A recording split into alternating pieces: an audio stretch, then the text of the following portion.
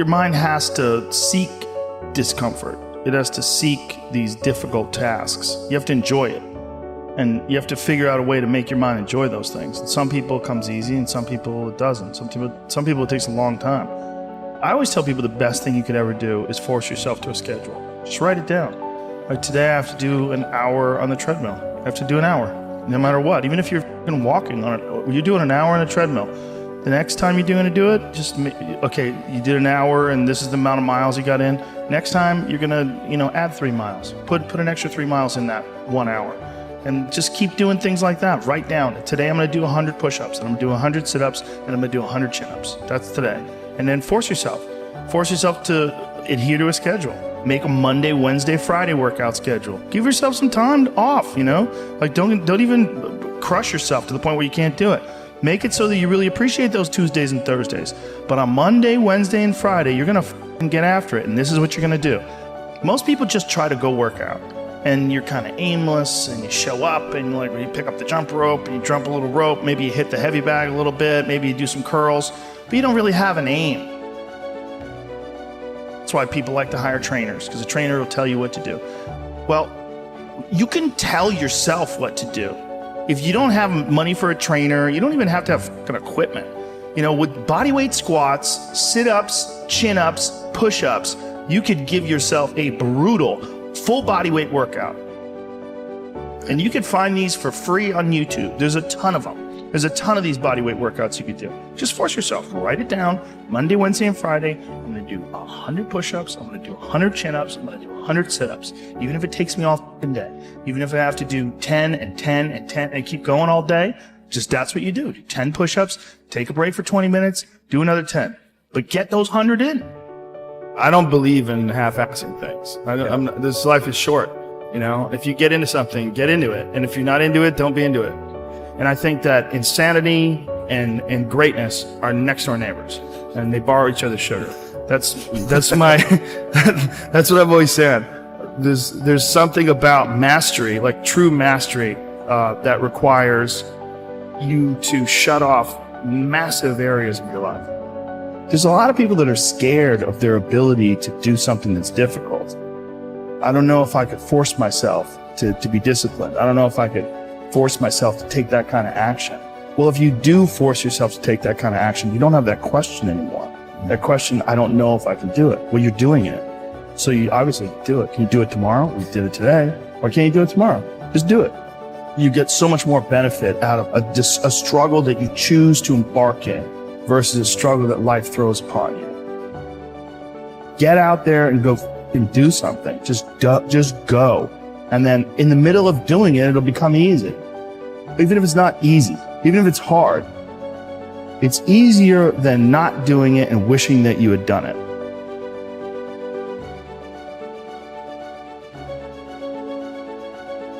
Oftentimes people confuse discipline with focus. And this is why that's important. There are things that some people can excel at because they're focused on them and because they're drawn to it and they have an incredible passion for it. Versus like you tell a guy like, hey, you're going to study to be an electrical engineer. And it's like, I don't want to be a fucking electrical engineer. Well, you got to have discipline. And so they don't have the drive and they don't get excited about it and they don't do. But if you tell that guy, whatever, you're going to be a golfer and he loves golf and he's practicing every day and he becomes a professional golfer. And you say, well, I thought that guy didn't have any discipline. Well, it's not that he didn't have any discipline. He's just not interested in that other thing. I was never a disciplined kid, but I would find things that I loved and I was obsessed. And I always felt embarrassed by it because people would say, oh, your son, like to my mom, your son is so disciplined. And she'd be like, my son's fucking crazy. Like, he's not disciplined. He finds these things and that's all he does all day long. Like, it's not really discipline because he doesn't clean his room. He's fucking lazy. There's all sorts of shit he's supposed to do. I never did my homework. There's all the, but if I had a thing that I was into, I was obsessed. You were crazy about it. But it would bother me that I didn't really have discipline. Like if I had jobs that I had to do, I didn't do a good job at them, like construction jobs that I had. But when it came to martial arts... How did you find those things, though? How did you find those things? You stumbled upon them? Lucky. Just got lucky. Martial arts, I just got lucky. And it clicked with me like almost immediately. I became obsessed. you know, and I wanted to excel at it. And so I was just doing it all day long. And I think the more you choose to embark in these struggles, these especially physical and mental struggles, because I consider both martial arts, yoga, and actually even trail running, I consider the mental struggles as much as physical struggles. Like, because I could stop anytime I want. I'm halfway up the hill, I can go, fuck this. So I'm walking the rest of the way. Yeah. Call my dog over, put him on the leash. I'm like, we're walking, buddy.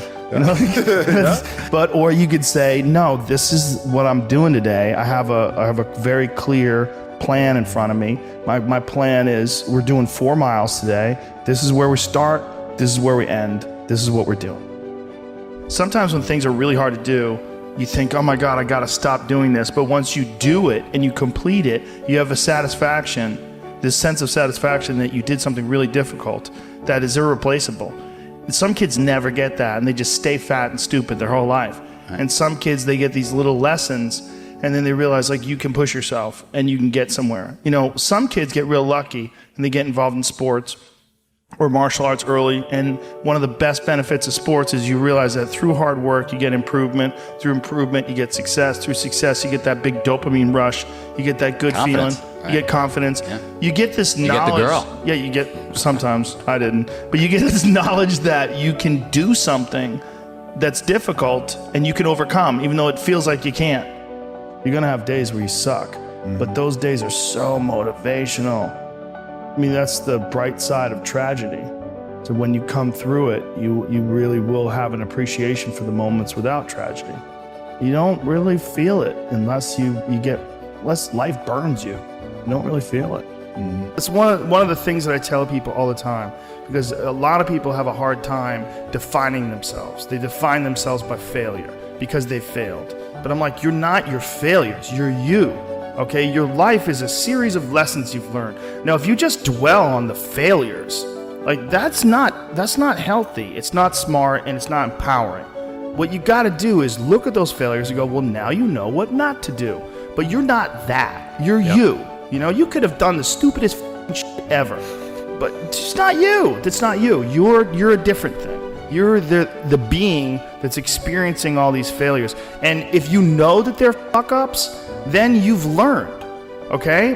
If you repeat them over and over again, well, then I can't talk to you. Yeah. You know, if you keep going back and doing the same stupid shit over and over again, well, you got a deeper issue. You know, I don't know what it is, but I don't have the time. Building up that ability to endure things, that's also a very important mechanism that you could apply to everyday life. Like that, the mechanism of understanding how to endure. Like Jocko Willink's perfect example. You know, he has that thing on his, if you go to his Instagram page, almost every other photo is a watch. And it's a watch that says 4:30 in the morning, because that's when he gets up and he works out. And he earns the sunset. And he does that. He's so disciplined. And he's got this saying that's a great saying, discipline equals freedom. And it's true, because he's able to force himself to do that every single time. There's no excuses. There's no breaks. There's no days off. It doesn't happen. So because of that, you're not scared. You know that you can keep doing it. You know that you can continue to perform. Because a lot of people are just running from discomfort. They're running from it. They're just avoiding it. It's so easy to. And like if you get distracted for a second, you're like, let me check my phone. You just start going through your phone and looking at bullshit, and you're just distracting yourself from the tiniest frustration of boredom. Just the little, we don't get bored anymore. Or if we get bored for these tiny amounts of time, then you get distracted. So your distraction is eliminating your boredom. But the problem with that is like, there's certain thoughts that only come to you when you're thinking, when you don't have any input coming in. When we're constantly looking at our phones, the only input you're getting is input from other people. And sometimes that's good. Sometimes you get good stuff out of that, but it's like a diet of only fruit. Don't think that you're that person that made those mistakes. You're the person who's learned, you know, and to have that attitude is a really important thing. And to not say, why am I doing this now? I could have been doing this my whole life. Well, you weren't, so the fuck is that gonna help? Yeah. You know, you gotta not think like that. You just gotta be happy you're doing it now.